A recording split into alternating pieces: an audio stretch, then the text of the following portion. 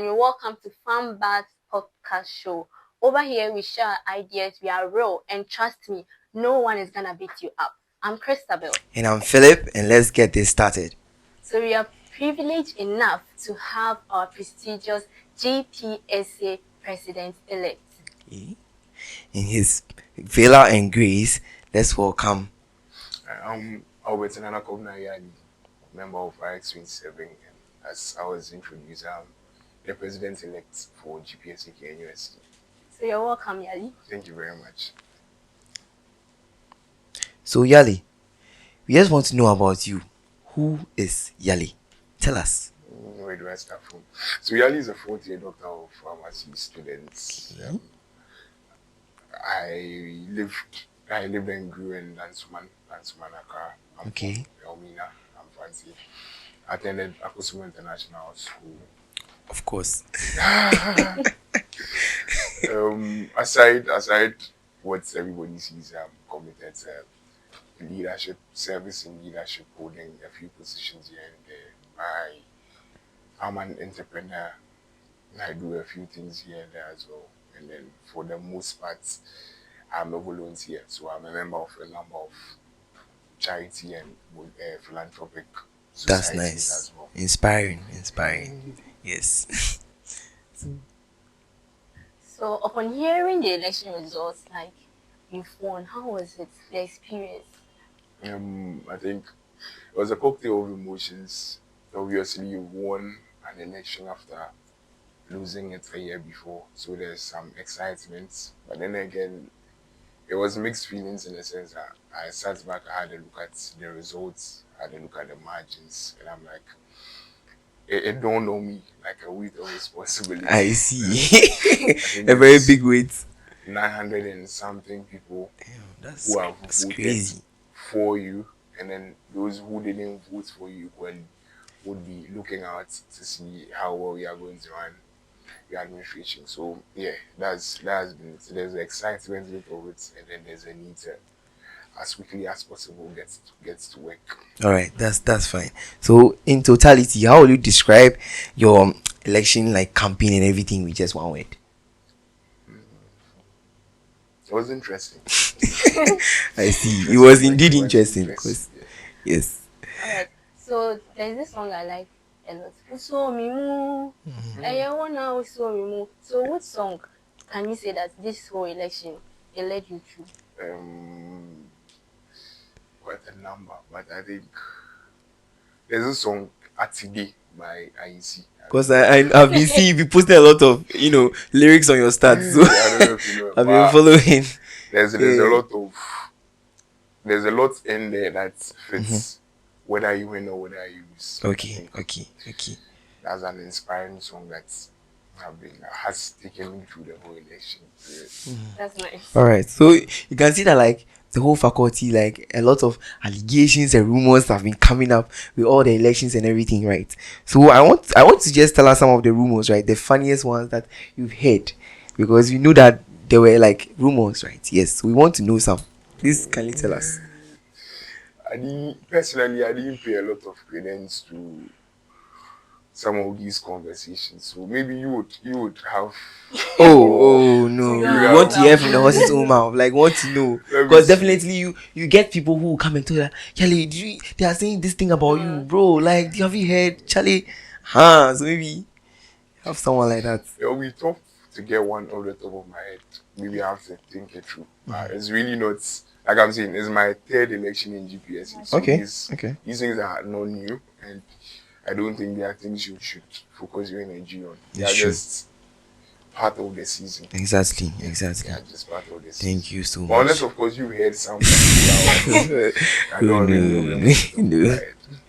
Okay, so aside that, what was one weirdest thing you did because of election stress? One weird thing. Let me see. Maybe you don't regularly do that, but because of election stress, you just like be one time went out and went to shout something like, bro.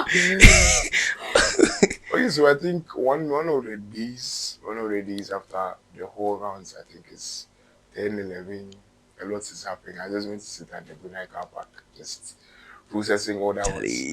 happening, processing the whole Thoughts and campaign. everything. So yeah, it's not by 10 I should be indoors, or I shouldn't be at the Brunei car park, but I think it provided an escape I for see.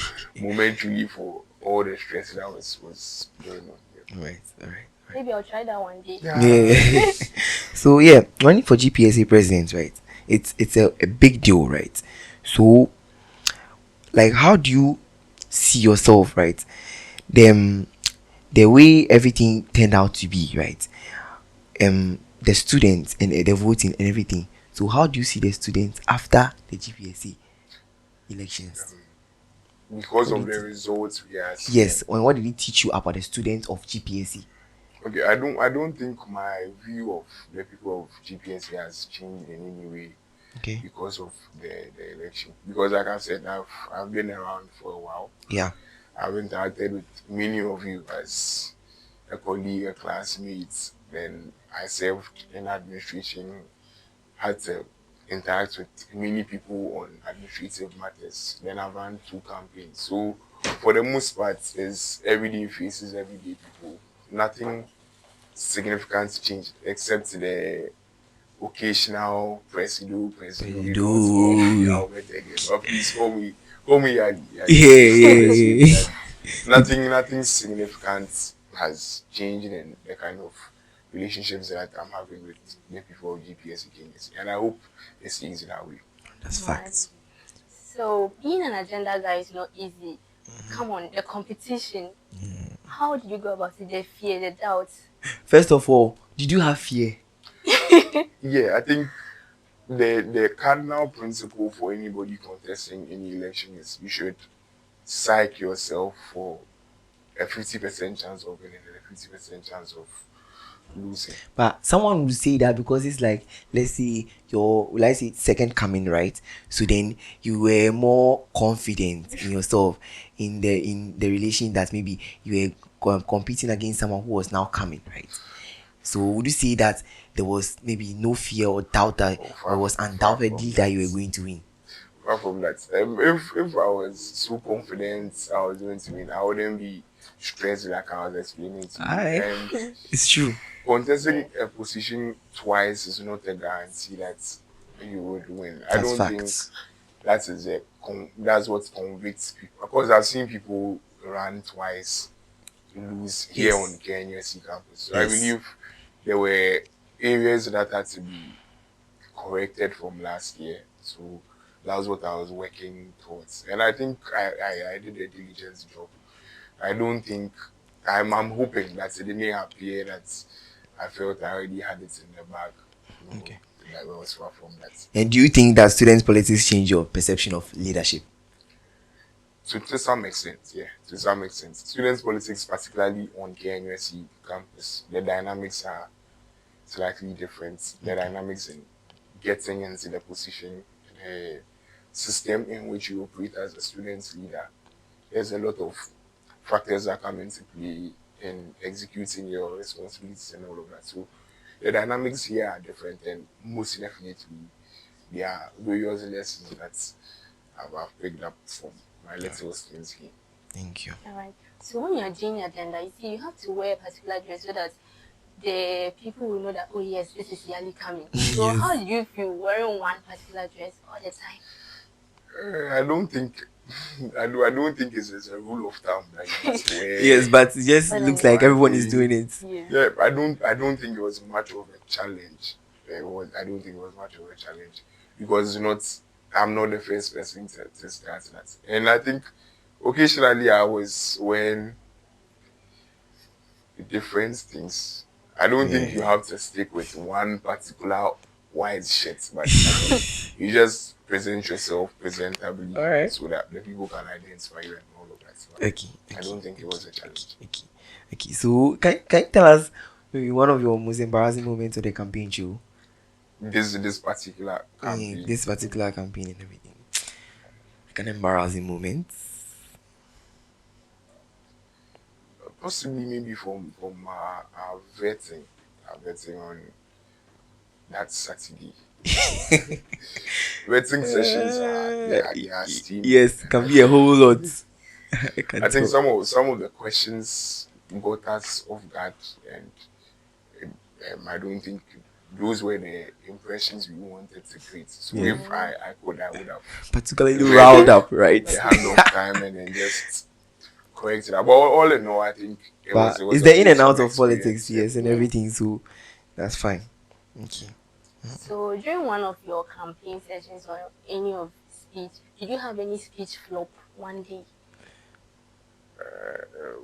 Not that I remember. So you are trying to say that you were always Really on articulate point. with everything you were saying. I think most of the time in our pursuit of absolute perfection, Alright. that's where our imperfections come. I for the most part of the campaign, I didn't do speeches as you call them. I just came to the class, came to interact with people as naturally as possible. And I think even if those hitches came here and there, they were not something that I noticed or the people noticed. Because I mean All right. Thank you. So, can you tell us maybe your most creative campaign line you've heard maybe so far, if not even yours? the most creative campaign. Yeah. I think it's from last year. Okay. Last year, our president, Yes. he was number 3 on the ballot. Yes. So like everybody had to craft a catchy slogan or something from the number they had, and his was victory. So like Okay. That's he nice. was going to win at position. That's hard. It That's was- hard. that That's was- hard. that That's was like- hard. Victory. It was catchy. Yeah, It was catchy. yeah. And he actually did win. So Yeah. So. it made it even more exciting. Yeah, that was. Thank you. Okay, so what advice will you give to GPSC aspirants, those who are going to aspire for positions in the future and GPSC? And then what should we watch out for? Because they are coming. Because But I think the very first thing is don't see the election as a climax or like the ultimate. The whole process is not just an event, winning or losing the election. There's so much that it takes to even conceive the thought of aspiring, and the whole process of campaigning, being qualified to run up until the election day. Even if you end it on the election day, there's so much lessons that will be relevant for you in every aspect of life, the interactions you have with people and all of that. So if you can, if it's something that you are considering, I would encourage you. And the ultimate is not just winning the election. Obviously, somebody will win, somebody will lose. But there's obviously a take out for everybody who takes their opportunity. So I would encourage everybody watching that if you can, in whichever capacity you can, try and push yourself out here to serve not just GPSC, but any association or any grouping that you are a member of. okay. So what are we expecting from you? Baseline, the people of GPSC KNUST should expect pragmatic leadership that, as I've been saying, puts each and every one on the decision-making table. But then most importantly, the amicus contract, that was the backbone of our campaign. That is the yardstick by which we are going to run our administration. And the contents of that policy documents are going to be the focus of our administration to ensure that we deliver on every promise that we made to the people of GPSC candidates. Okay. Yes, we are almost getting to the end of the show, but before we leave here, I want to ask this. There was always this thing you've been putting on your flyers called the paradigm shift. Like, it's always been catchy for me personally. So I want to know, like, what is the paradigm shift? What do you actually mean by that? So there's even a funny backstory to the paradigm shift. In my very first election, I think contesting head prefectship in Dansoman International School, Okay. my opponent's mantra was a paradigm shift in the sense that at the time, I think we had not had a female head prefect before. And the paradigm shift translates to essentially a deviation from what we see as the norm.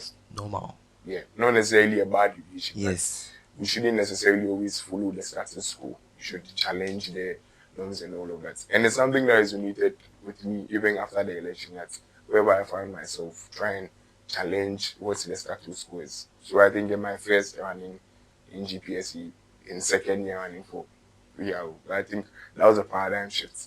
And it opened doors for people subsequently. So in my running for president last year. I was in third year at the time.